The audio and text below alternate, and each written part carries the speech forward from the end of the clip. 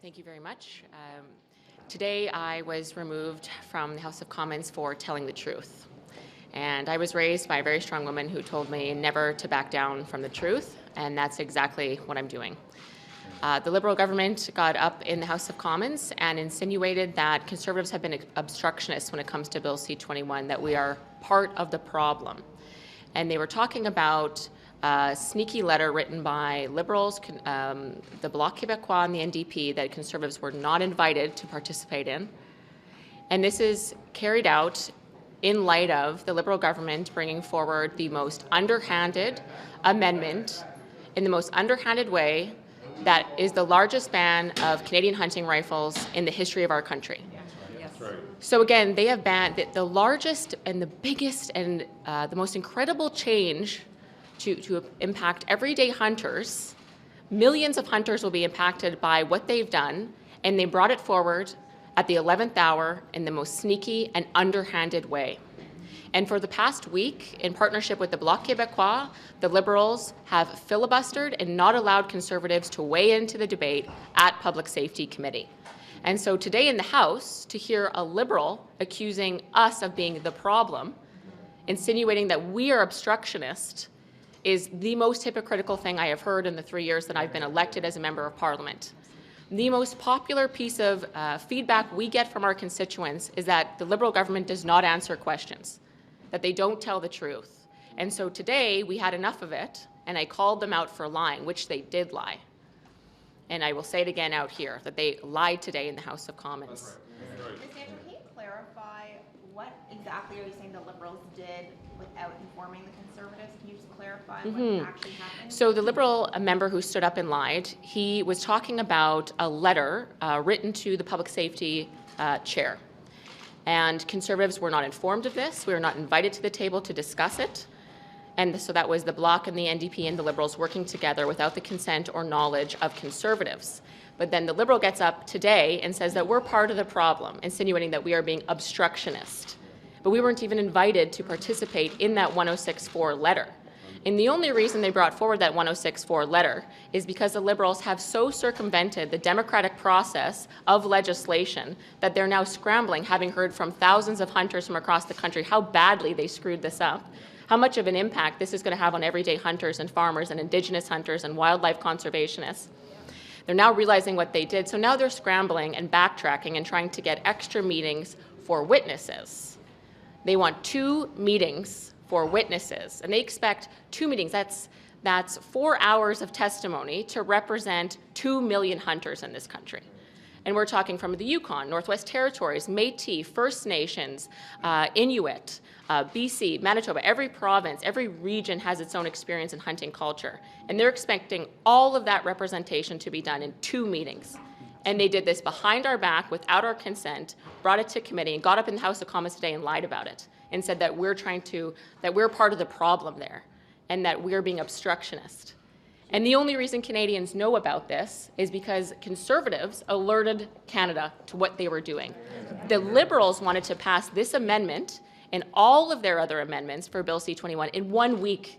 They wanted this done by Christmas time. The only reason that isn't being done, and the Liberals have so-called time to consult, is because of the hard work of the people behind me who've been at committee bringing their constituents' concerns to the table. That's the only reason that they have time to consult, is because of the work of Conservatives. And now it's not working out so well for them, so now they're cutting out Conservatives from the conversation and have filibustered all this week, so we haven't had an opportunity to speak at all for 2 committee meetings. So it is very clear that Conservatives are doing everything we can to do right by hunters in this country. This is an attack on the culture of hunting in this country that's centuries old. It's not given any dignity, no democratic process. They've circumvented it in the most underhanded way possible. So for them to get up in the House of Commons and say Conservatives are part of the problem when we're standing up for Canadian hunters, it is a lie. So you're clear that you weren't informed of this proposal. I'm wondering now, do you support having more witnesses come to the committee to testify about these amendments and these changes as that letter proposes? So what we would support is if they withdraw this altogether, and they can bring, exactly. And if they want to, they can go across the country and do the appropriate consultations that they should have done before they ever brought this forward. And then, if they bring it forward in a fully informed piece of legislation, which they have every right to do with the Bloc and NDP, I'm sure they'll get their support. The Bloc and NDP have been in lockstep with them on gun control. They can do that, and then we have that time to bring forward witnesses as appropriate in our process that happens every day in the House of Commons. The idea that now we would have to, or at the end stage of committee, that we're going to fit in 2 witness meetings is ridiculous and doesn't do justice, and frankly, it's offensive to all the witnesses that should be at the table. So if they want to agree maybe to 50 meetings so we can adequately consult that the people deserve to be consulted, then maybe. But there's no way. They've said they want 2, which is offensive. And I understand the principle of what you were saying about how the Liberal member categorized your comments, but I'm wondering, you know, the House of Commons has very clear rules that say you cannot call a person a liar, even if they are lying. Are you prepared to withdraw those comments? So I did withdraw. I immediately withdrew those comments when the Speaker asked me to, and then he asked me to apologize. I'm not apologizing for speaking the truth. Yeah, that's right. Here.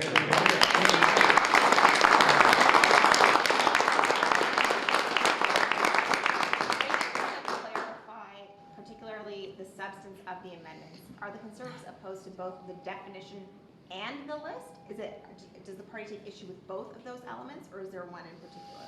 Well, it's quite a complicated piece of legislation that they brought forward. That amendment is very complicated. Again, it's taken us 6 weeks just to understand the basics. You need to have almost a PhD in gun technicality just to understand this new definition, which is going to mean that your average hunter is going to become a criminal because he's not going to be able to understand what's going on here. We've had all of the politicians at the table for 3 weeks now, or 6 meetings, trying to understand the basics of this, and it's still unclear.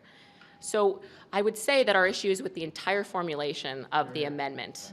So both. Yeah, and if I could say, I think you've all seen this list. So there's part 1 of the amendment, G4, and part 2, G46. So G46 is that very long list. A lot of those have been banned since the 1980s. The rest of them are from that OIC from May 2020 that they've since added to. And now they've also added another 480 to that original OIC that are brand new, that hunters are very upset about because many of their firearms are on there. What's not on that list is part of the Part A of that amendment in G.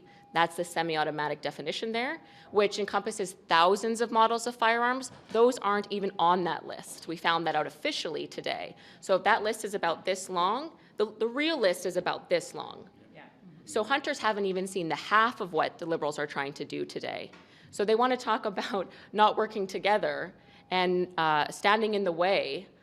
What are they doing to hunters that they've brought forward a list about this long of their hunting rifles, and there's been no consultation? The only consultation they can refer to is from 2018 when they went to Toronto, Montreal, Vancouver, and Fredericton. That's who they consulted, apparently, when they were talking about banning hunting rifles. Not very democratic, in my opinion. So yes, I mean, the emotions are high right now, but I'm not going to apologize for speaking the truth when they lied blatantly in the House of Commons. A definition of what would be an assault weapon that would be automatically banned. Why is that problematic rather than having this constant list updating, right? That's kind of the goal of having a definition. So what is wrong with having this definition? Well, our leader, Pierre Poilievre, has been very clear. He does believe we need a new classification system, very much. That's clear. We need to bring people to the table, Indigenous hunters, firearms experts, competitive Olympic sport shooters, police and border agents, among other experts at the table, to once and for all make a clear classification system of what non-restricted, restricted, and prohibited are. Because clearly the Liberals have been playing politics with this now for almost 3 years. That has to come to an end. And so we would consult the experts on this and renew the classification system so that it finally makes sense and is fair to hunters and farmers and everyone else who uses these tools. So that's what we would do. And do you support the I'm going to screw up their acronym, CCFR,